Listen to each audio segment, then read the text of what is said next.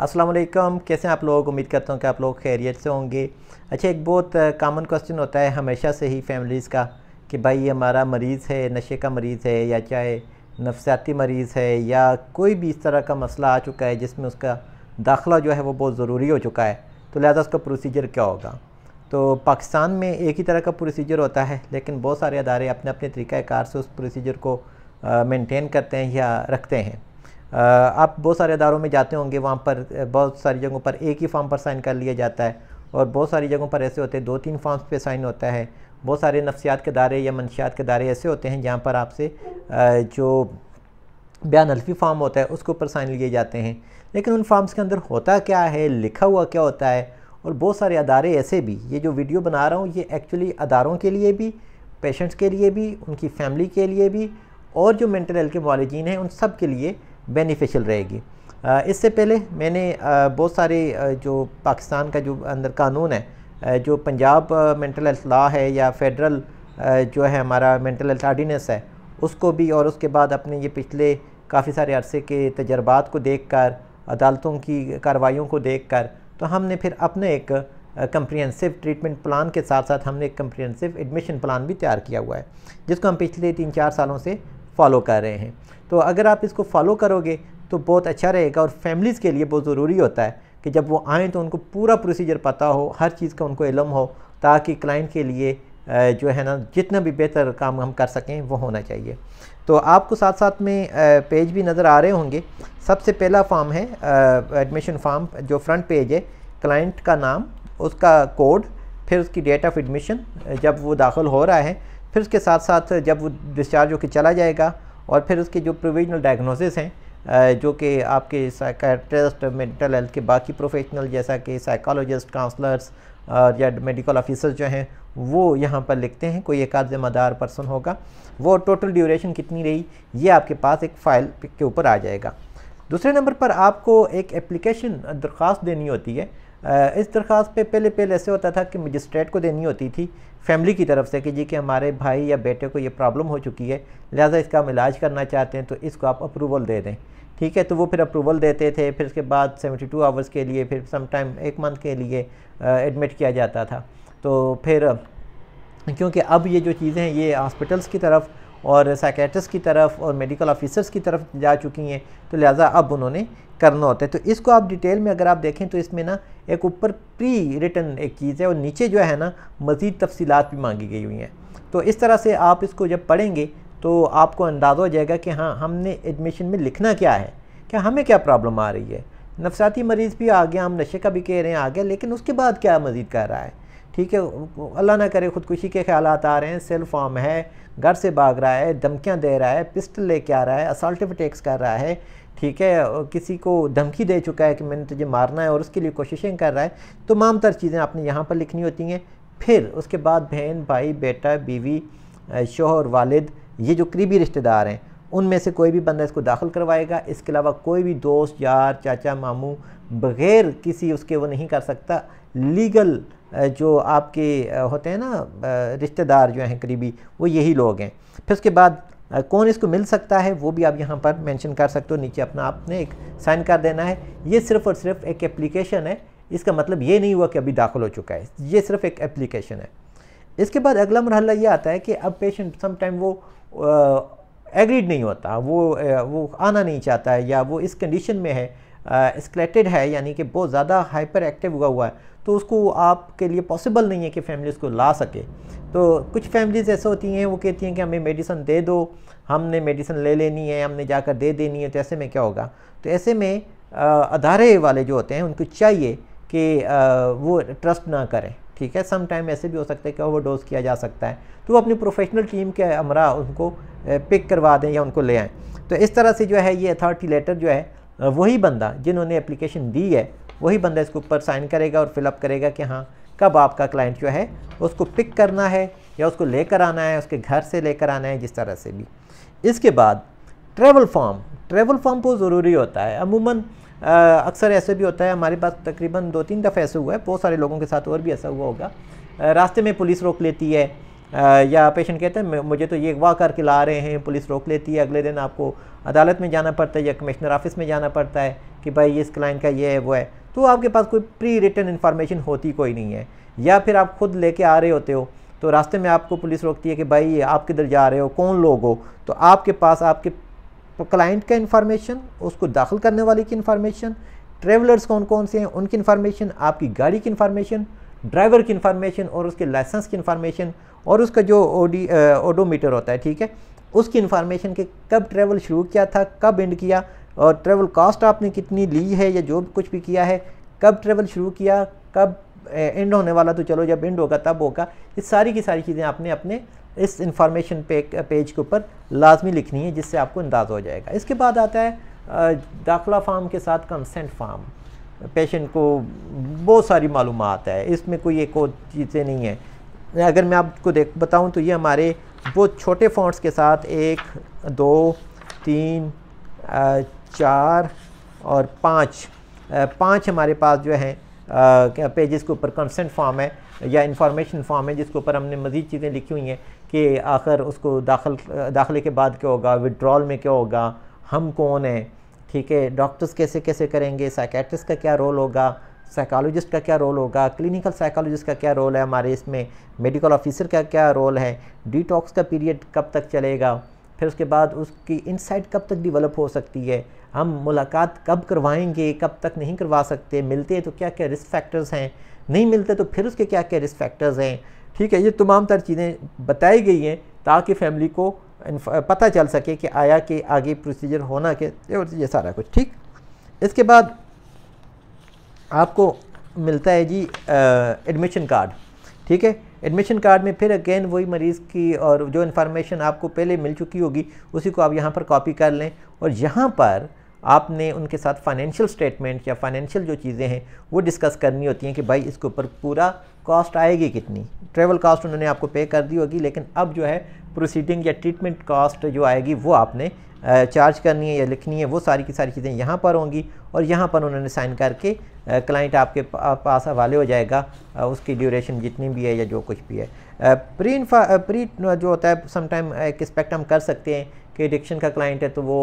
3 months तक stay करेगा, ठीक है, मिनिमम जो इंटरनेशनली प्रोटोकॉल चल रहे हैं। लेकिन यहाँ पर एक और चीज़ ये है कि अगर क्लाइंट की कंडीशन बेहतर नहीं हो रही तो फिर इस सूरत में क्या होगा, तो वो भी आगे चलकर मैं आपको बताऊंगा। या अगर वो मेंटल हेल्थ का केस है तो वो क्या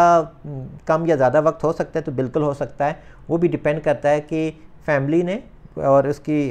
डॉक्टर्स ने, जो मुआलिजीन हैं, उन्होंने इसको अंदर क्या देखा, तो वो भी आप कर सकते हो। इसके बाद आ जाते हैं ट्रीटमेंट प्लान। ट्रीटमेंट प्लान आपके पास होना बहुत ज़रूरी है। इसको आपने कैसे कैसे करना है, कौन कौन से लोग हैं इसमें, डॉक्टर, साइकेट्रिस्ट, क्लिनिकल साइकोलॉजिस्ट और बाकी जो इसके थेरेपिस्ट हैं, तमाम लोग यहाँ पर ट्रीटमेंट प्लान के ऊपर आपने उनका पूरा जिक्र करना है कि भाई ये कौन कौन है और क्लाइंट का जो हमारा कोड है वो क्या बना, उसका नाम क्या है, एज क्या है, ताकि वो सारे के सारे ये देख सकें कि आपका फॉर एग्जांपल आपका साइकोलॉजिस्ट है, उसका क्या रोल होगा, उसको भी पता हो कि अच्छा जी वैसे तो उसका कॉन्ट्रैक्ट में उसको पता होगा, लेकिन यहाँ पर फिर उसको रिवाइज हो जाएगा कि मैंने क्लाइंट के साथ करना क्या क्या है, ठीक है। इसके बाद आपको उसका मैनेजमेंट प्लान आ जाएगा, ठीक है। ट्रीटमेंट प्लान में ट्रीटमेंट में लोग कौन कौन से अवेलेबल हैं, कौन कौन से वो आएंगे, और उसकी जो केस मैनेजमेंट है इसके अंदर तमाम तर उसकी टेस्टिंग हो गई, कितना प्रोसीजर कहाँ कहाँ तक चल रहा है, क्लाइंट अगर आज के दिन आया तो आज के दिन उसके साथ क्या क्या प्रोसीजर हो चुका है, कल क्या हुआ है, परसों क्या हुआ है, तो ये तमाम तर चीज़ें आपको उसकी मैनेजमेंट प्लान के अंदर मिलेंगी, ठीक है। अच्छा, इसके बाद आपको मिल जाएगा, आगे आ जाएगा कि मेडिकल ऑफिसर की असेसमेंट क्या है, ठीक है, वो आपने लिखनी है, उन्होंने जो कुछ भी देखा, और ये इमीडिएटली होगा। जो आपके पास मेडिकल ऑफिसर होगा वो इमीडिएटली रिस्पॉन्स करेगा क्लाइंट की असेसमेंट के ऊपर, ठीक है। यहाँ से आपके पास एक ट्रीटमेंट का पहला जो स्टेप है वो शुरू हो जाएगा, जिसमें उसके बेसलाइन टेस्ट हैं, वाइटल शाइटल्स चेक करने हैं, या जो चीज़ें भी हैं वो मेडिकल की चीज़ें उन्होंने देखनी है और सारा कुछ करना है। इसके बाद सम टाइम ऐसे भी हो सकता है कि आपके क्लाइंट को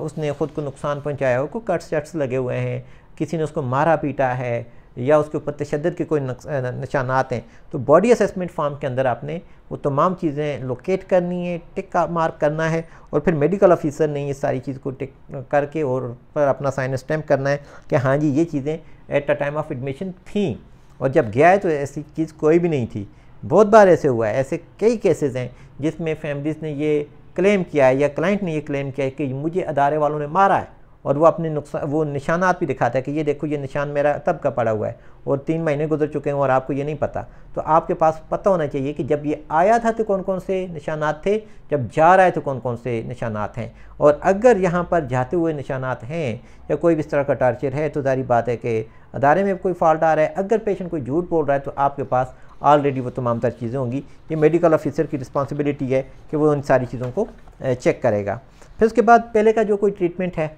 उसके हवाले से आपने उनकी सारी चीज़ें देखनी है, हॉस्पिटलाइजेशन है, वो सारी चीज़ें वो मेडिकल ऑफिसर देखेगा सारा कुछ। इसके बाद आपका आ जाएगा साइकोलॉजिस्ट, ठीक है। क्लिनिकल साइकोलॉजिस्ट का रोल यहाँ पर नहीं है, यहाँ पर साइकोलॉजिस्ट का है जो कि फ़र्स्ट ट्रायज करेगा, फ़र्स्ट इन्फॉर्मेशन उनकी लेगा, ठीक है, जिसमें उनका ब्रीफ मेंटल हेल्थ असेसमेंट होगी शॉर्ट सी कि जी आया कि क्या क्या चीज़ें हैं, हेलुसिनेशंस हैं, डिल्यूजन्स हैं, मूड क्या है, जो भी चीज़ें हैं, ठीक है, वो यहाँ पर करके और फिर इमीडिएटली वो साइकेट्रिस्ट को रेफ़र कर देगा। अगर वो कहते हैं जी कि नहीं साइकेट्रिस्ट को रेफ़र हमने नहीं करना, तो आपका उसका एडमिशन का कोई वजह ही नहीं बन रही है, ठीक है। तो अगर आपके पास मेंटल हेल्थ का अदारा है तो फिर सारी बात है आपने उनकी असेसमेंट करवा लेनी है। इसके बाद आपकी साइकेट्रिस्ट की असेसमेंट आ जाती है। साइकेट्रिस्ट क्या करते हैं, उसकी प्रेजेंटिंग प्रॉब्लम्स देखते हैं, ठीक है, उसकी कोमॉर्बिडिटीज़ देखते हैं और थोड़ी सी गाइडलाइन दे देते हैं कि बाकी क्लिनिकल साइकोलॉजिस्ट और साइकोलॉजिस्ट ने क्या करना है, और करंट सिम्टम्स की बुनियादों पर वो मेडिकेशन जो है वो प्रिस्क्राइब कर देते हैं और नेक्स्ट प्रोसीजर उसका शुरू हो जाता है। और यहाँ पर एक और चीज़ बता दूँ, इससे पहले ठीक है इंटरवेंशन प्लान अलग होता है। इंटरवेंशन प्लान में साइकेट्रिस्ट ने लिख के देना होता है कि भाई कि किस कंडीशन में आपने कैसे करना है, और इंटरवेंशन के टाइम पर आपका मेडिकल ऑफिसर आपके साथ होगा या आपका साथ में पैरामेडिकल जो स्टाफ होता है वो साथ में होगा, कि कहीं ऐसा ना हो जाए कि क्लाइंट को जिसको आप पकड़ दकड़ कर रहे हो वो अल्लाह ना करे कोई ऐसी मेडिकल कंडीशन का शिकार है जिससे उसकी ज़िंदगी जा सकती है और नुकसान हो सकता है। तो इन चीज़ों को भी आपने देखना होता है, तो इसलिए इस चीज़ का भी बहुत ज़्यादा ख्याल रखना पड़ता है। इसके बाद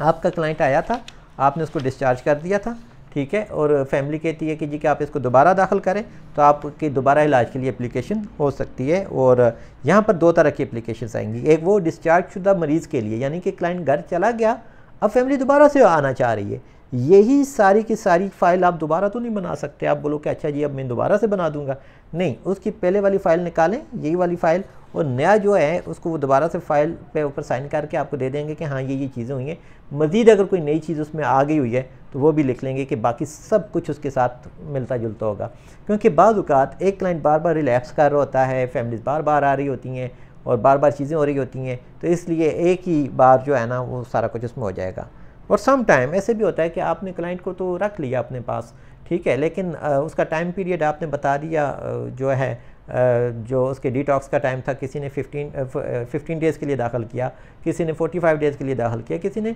90 डेज़ के लिए दाखिल किया, ठीक है। लेकिन आपने ये देखा कि कानून तो आपको 90 डेज़ से ऊपर जाने की परमिशन नहीं दे रहा, या जो प्रोटोकॉल्स हैं हेल्थ अथॉरिटीज़ के, तो जो लॉ है उसमें भी बहुत सारी चीज़ें ऐसी हैं कि आपके लिए परेशानी हो सकती है। तो इसलिए आपने उसका जो कंटिन्यूस रीएडमिशन होगा पहले से दाखिलशुदा मरीज़, उसके लिए फिर आपने बहुत सारी चीज़ें दोबारा से करनी होती हैं, और उसको फिर आपने अगेन वही वाला फॉर्म एडमिट कार्ड की तरह ही आपने करना है कि हाँ भाई इसका एडमिशन हम आगे कंटिन्यू करना चाह रहे हैं, और हम इसके अंदर हमें कुछ इम्प्रूवमेंट चाह रहे हैं कि इन चीज़ों में आई है और इन चीज़ों में नहीं आई है। जो भी मजबूरी है आपकी वो आपने कर देनी है। ये अदारे की मर्ज़ी नहीं होती कि उसको कितने टाइम तक दाखिल करना है, उसके सिम्टम्स के अंदर इम्प्रूवमेंट की बात होती है। जितना वो इम्प्रूवमेंट आ गई उसके बाद डिस्चार्ज कर देते हैं। अच्छा, इसके बाद बहुत सारे अदारे जो हैं वो इस चीज़ को भूल जाते हैं, वो लॉ ऑफिसर हायर नहीं करते। जब लॉ ऑफिसर हायर नहीं करते तो बाद में बहुत सारे ऐसे, क्योंकि हमें हमारे जो साइकोलॉजिस्ट हैं बहुत सारे अदारों में काम करते हैं, तो अपडेट्स मिलती रहती हैं और सारी चीज़ें आती रहती हैं। तो बहुत सारे अदारों में जो सीओ साहिबान हैं या मैनेजर साहिबान हैं, इवन के डॉक्टर्स बेचारे जो हैं वो कोर्ट कचहरियों में जो है ना फंसे हुए हैं, और बहुत सारे ऐसे हैं कि कई साल जो हैं वो कैद काट कर आते हैं क्योंकि लॉ ऑफिसर ने उस चीज़ को मेंटेन नहीं किया हुआ होता। यहाँ पर लॉ ऑफिसर के 2 तरह के प्रोटोकॉल्स हैं, एक एडमिशन प्रोटोकॉल और एक डिस्चार्ज प्रोटोकॉल। एडमिशन प्रोटोकॉल में आपको लिस्ट नज़र आ रही होगी कि written assessment form, admission form है कि नहीं है, CNIC की कॉपी जिसने दाखिल करवाया और क्लाइंट की, और उनका आपस में रिलेशनशिप कन्फर्म हुआ कि नहीं हुआ, PRC कार्ड जो होता है जो आपको नादरा देता है वो अगर आपको मिल जाता है तो वो भी है कि नहीं है। फिर उसके बाद पहले का ट्रीटमेंट प्लान डॉक्टर ने लगाया कि नहीं लगाया, फिर उसके बाद साइकेट्रिक असेसमेंट हुई कि नहीं हुई, मेडिकल ट्रायज जो मेडिकल ऑफिसर है उसने किया कि नहीं किया, ड्रग प्रोफाइल आपने की नहीं की, आपने बेसलाइन टेस्ट किए कि नहीं किए, फिर उसके बाद साइकोलॉजिकल असेसमेंट हुई कि नहीं हुई, कोई रिस्क असेसमेंट आपको पता है कि नहीं है, ठीक है, सुसाइडल थॉट्स के साथ था क्लाइंट तो क्या उसके ऊपर आपने कोई असेसमेंट कर रखी थी कि नहीं कर रखी थी, सेक्शन 5 और 2 आपने लगाई हुई थी कि नहीं लगाई हुई थी, आपने उसकी प्रोटेक्शन के लिए क्या क्या किया था, ये सारी चीज़ें। फिर ट्रीटमेंट प्लान क्या आपने कोई अटैच किया है कि नहीं किया, जो कि मैंने साथ में आपको बता दिया कि हमने करना क्या है क्लाइंट के साथ।